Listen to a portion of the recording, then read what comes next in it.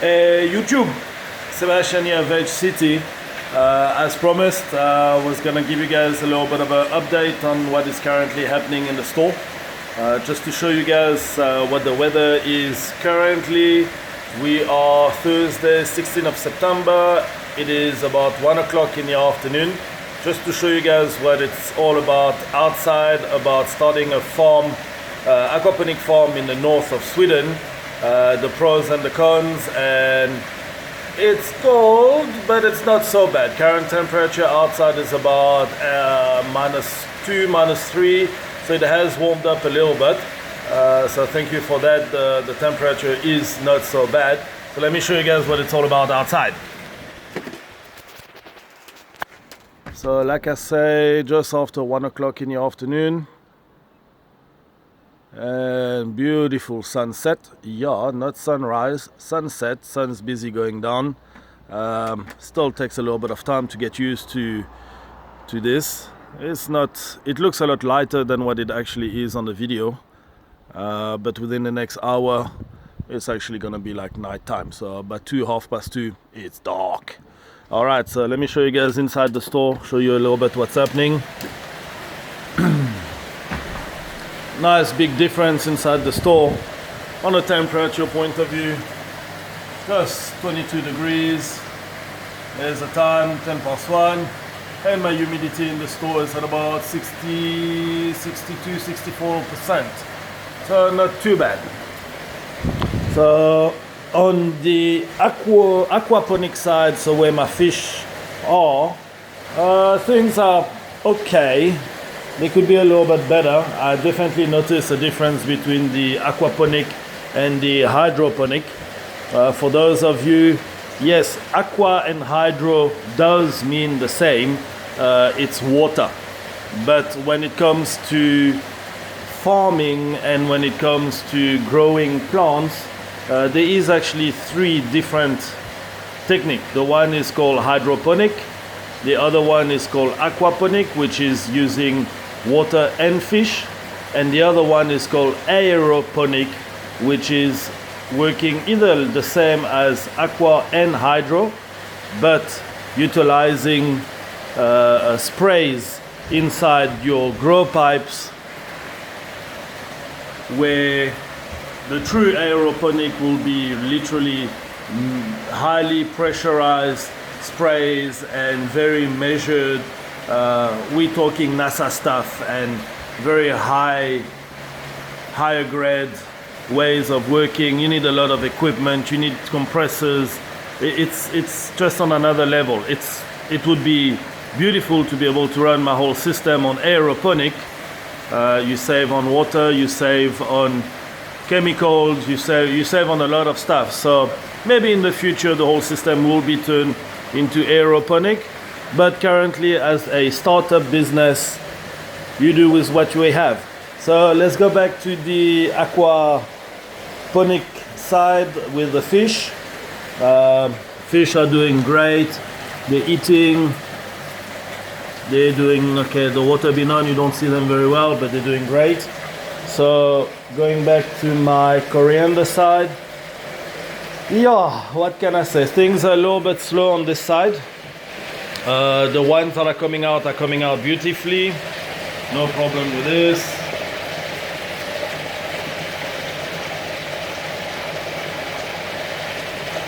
Right.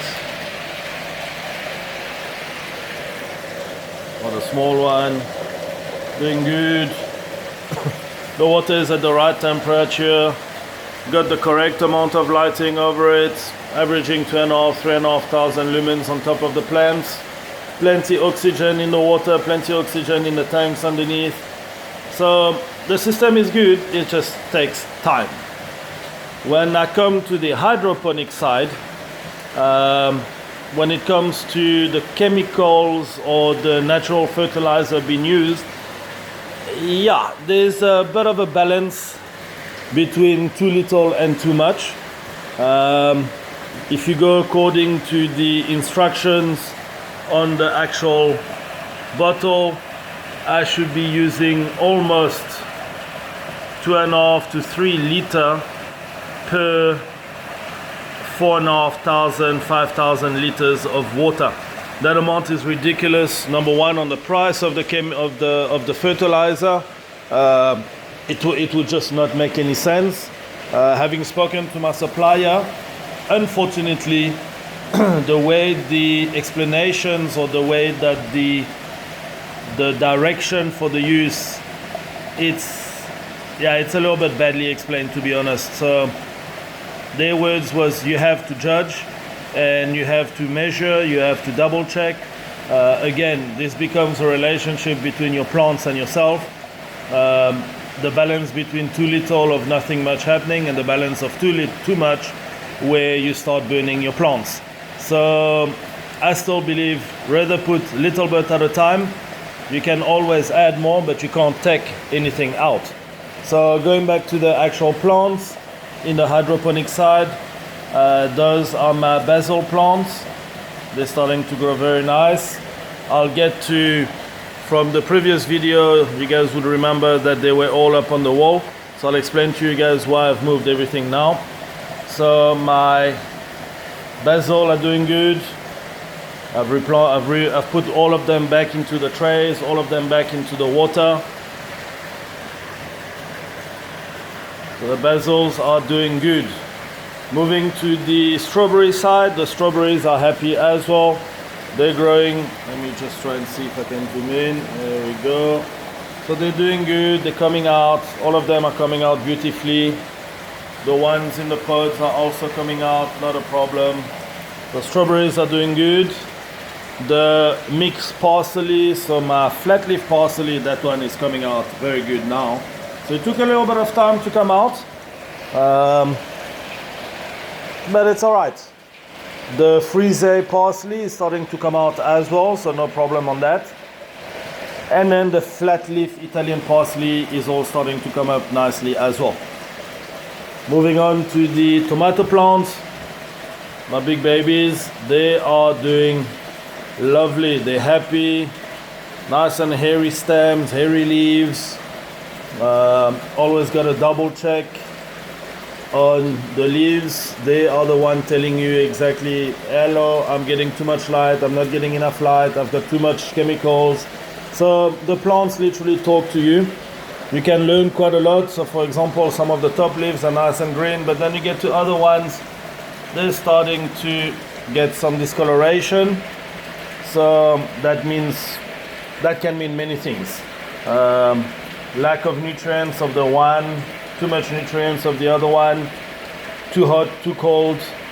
So it means there could be many different factors. Like I say, new business, trying everything out, making sure, learning about hydroponic has a go as well. But so far so good. I think it's doing good. Then moving on to the chives, they are doing just fine. I've transplanted everything on this side as well. So as we can see, nice and neat, spaced out correctly. Same with all the parsley. I like my stuff to be in rows, nice and tidy. Make sure you know what is what. Keep the signs next to it or the package next to it. Not that I'll forget which one is which way, but you know, with age, you can tend to forget maybe. So far, so good. Doing well.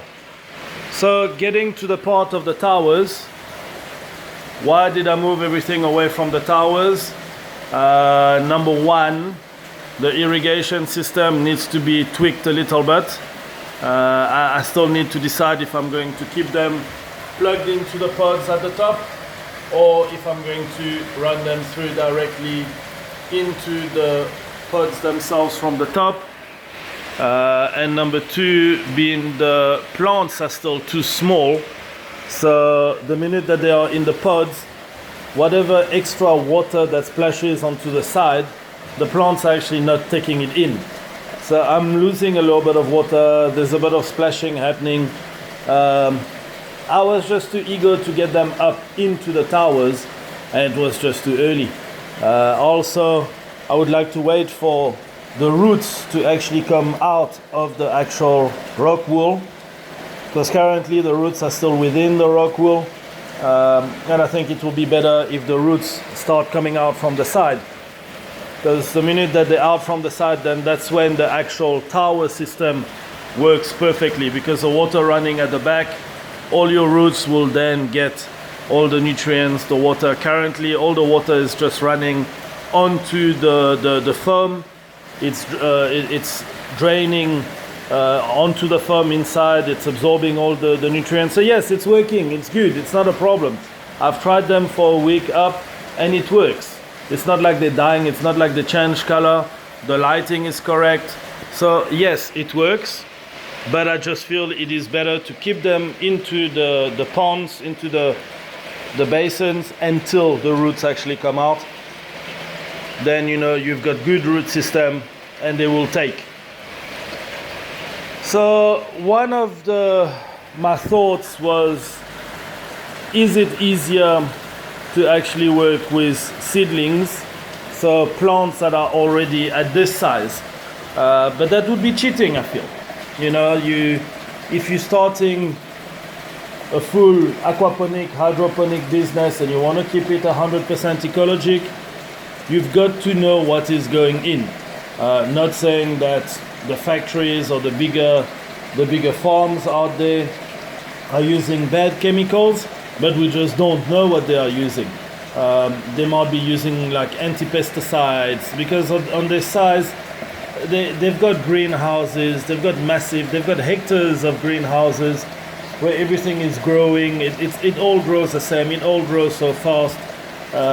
They use some pesticides, and after that, the minute that it gets transplanted, even though we are in Europe, between cross countries, between France, Germany, Holland, and up to Sweden, the minute that they have to cross borders, they have to spray the plants with whatever pesticides that it is to go from one place to the other place. Here, at least I know all my plants are pesticide free, they are chemical free. The only fertilizer that I make use of is purely my natural based fertilizer, which is seaweed based. So yeah, I might not get the same growth as what you get with having a full range of chemicals, and every second week, third week, you get a full plant that grows. Yeah, I'm taking a little bit longer, but at least I know what went into my plants. So that was just to give you guys a little bit of feedback. Don't want to make the videos too long neither. Well, maybe some of you don't mind. I know when I'm watching YouTube, I enjoy 25-minute, half an hour videos. If it is something that you enjoy, that you like watching, maybe at a later stage what I will do is actual 12-hour time-lapse videos of how the plants are growing, how does it happen in the store, day to day of the store. So maybe mount a camera on the one corner of the store, fixed up on one specific plant or one group of plants. It's always interesting and it's relaxing. YouTube is not just about informations or watching videos for the sake of watching videos. I know I've watched a lot of videos that are just relaxing, you know. The guys cutting the grass and the guys that are on the boats and going around the world, and you can just watch videos for 2-3 hours on YouTube. Currently, I prefer watching YouTube than actual movies. But it's going good. So, little update on Thursday. Next week I will be away for a few days over the Christmas period, so I won't post any videos then. I'll post one more video maybe by the end of the week on Saturday or Sunday before I close up, and just to show you guys the difference between what has been happening, what hasn't happened, and then we take it from there. So just remember, what helps on YouTube, remember to subscribe, remember to like, most importantly remember to share. I'd like to spread the word on this video. So thank you to everybody for watching, thank you to everybody for the likes, for the comments, much appreciated. And again, remember to subscribe, press that subscribe button. So Sebastian, Veg City, have a good one.